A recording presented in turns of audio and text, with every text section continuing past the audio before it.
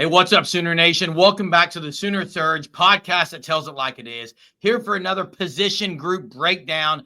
Thanks for watching. If you're new here, make sure you hit the subscribe button, hit the like, check out our other videos. If you're not new and you're a returner, thank you so much for your faithfulness of following our channel here on YouTube. Also, check out the Fan Stop at thefanstop.com/OU. Takes you right to the Shirt of the Month Club for OU. New design each and every month. Sign up for the subscription of the Shirt of the Month Club. Jay, tight end is a room that last year, even though Bauer Sharp led the Sooners in receiving yards, it was a very weak position group for the Sooners last year. Bauer Sharp leaves Norman, heads to Baton Rouge, Louisiana, to become an LSU Tiger. Sooners will see him last week of the season along with Nick Anderson.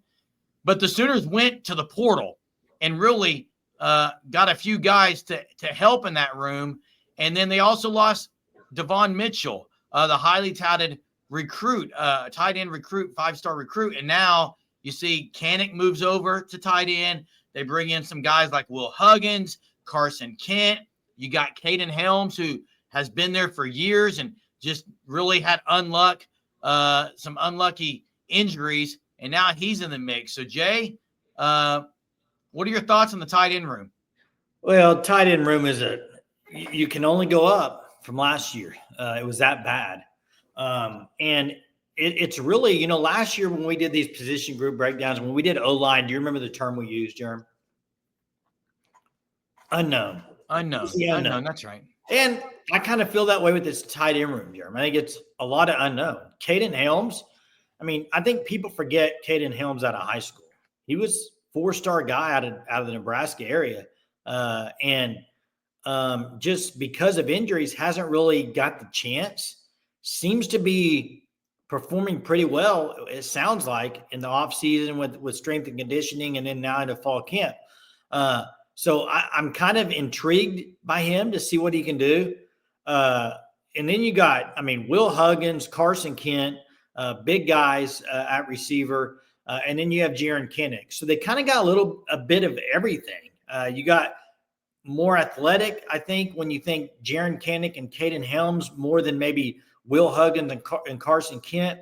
But who's going to play more, Jerm? Is it going to be the guy that can catch the ball for this offense, or be the guy that can block? Because I think that's maybe the important question is who's going to be able to block the best, and then are they going to run a lot of one tight end? They're going to run some two tight end. That's remains to be seen with Arbuckle's offense. You mentioned the unknown, that we used the word for the offensive line last season, and we're using it now for this tight end room. But also unknown is, yes, exactly right, Jay. What kind of scheme is Arbuckle going to go with on the tight end room? They do have athletes. Canick was a guy in high school who played offense, the ball in his hands. He was elite. He's been on the defensive side. That's been an adjustment, making that switch over, I'm sure. But I think he could be used some in the backfield. People forget tight ends can start in the backfield. They don't have to be a guy that's in the slot. I do think Caden Helms is more that guy along with Huggins. Huggins at 6'6" is going to provide the Sooners with some height, especially I think maybe some goal line situations that they could utilize him in. But blocking was a major weakness last year in the tight end room. Bauer Sharp was athletic. Let's not dismiss that. Bauer Sharp was athletic. He even played wildcat position Southeast Louisiana, played some quarterback. That was not the issue. Last year, I think the issue with Bauer Sharp was he just was poor at blocking, and that was really highlighted many, many times. And people took note of that, and people picked on that. And then you combine that with the offensive scheme last year. I don't even know what you would call it. There wasn't really a scheme. And if you want to call it a scheme, it was failed. It was a failure. So Arbuckle, I think just bringing in Arbuckle, you go look at his tape, Jay, they didn't utilize the tight end a lot. Now, it could be because who they had. It could be because they didn't think that it could be a strength on the team. OU has a variety of type of players. They don't have 4 guys who are the same. So I think it's very intriguing what they're going to do here and who's going to step up. You heard Arbuckle in the opening presser of the season say someone needs to go take it. Someone in that room needs to go take the position over. Yeah, and that's the big question is who's that going to be? And And I don't know if we're going to know this answer until game one. I just don't know. And even at game one, I think you're going to see a couple of guys, maybe 3, playing to try to figure out who the guy is. And maybe they have different packages that some guys do better at in each one. But Jerm, the reality is this. You don't have a Mark Andrews on campus. You don't have a Jermaine. You don't have that on campus. But I don't think you need that for this offense to be really good. You need a serviceable tight end who doesn't make bad blocking decisions, who doesn't drop passes. Do what you're coached to do and make the easy plays.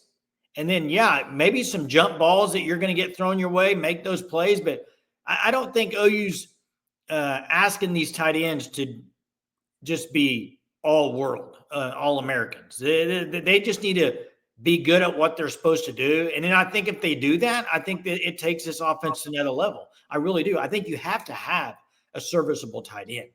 I mean, you can't just not have an option there. So who's that going to be? I think right now, if I had to lean, as we are getting closer to game one, now 24 days away, I would lean that Caden Helms will be the game one starter. If everybody's healthy, I would think Caden Helms gets a start game one. I agree with you. I know there's been concerns about injuries and of his past. He's looked. Go ahead. Hey, real quick, I gotta say, and before, kudos to him too, because loyal. You talk about guys that have transferred or guys that leave. He has stuck it out, fought through injury. Even his buddy left. You know, him and Nick Anderson, a podcast. He leaves. He's still here at Oklahoma, and I think it'd be a pretty cool story if he got the starting job and had a good year. I think it'd be outstanding. Yeah. Jay, you mentioned 2 greats earlier, Mark Andrews, Jermaine Gresham. They don't have those type guys. Keith Jackson, I mean, just last night we did a Mount Rushmore on our live show of the tight ends and Sooner lore. Those 3 guys stand out. You had Trent Smith, Steven Alexander. You had guys like James Hanna, Josh Norman, Braden Willis, who were more than serviceable. I don't like the word serviceable. I think that dismisses the ability of the tight end. I think they need to be more than serviceable. And we're going to see this year who in this room is going to step up their game. Okay. I agree with you. I think Caden Helms takes the helm as the starting tight end this season. But I would not sleep on Jaron Kanik making big-time plays, and Will Huggins has looked pretty impressive in some of the practices going up and making plays. So, guys, drop it in the comments. Who do you have as a starting tight end for the Sooners this year? What are your thoughts on the tight end room as we break it down? Thanks for watching. Make sure you hit the like, subscribe to our channel if you're new here. Appreciate all those who join us each and every night on our live shows. And we'll catch you next time, Sooner Nation.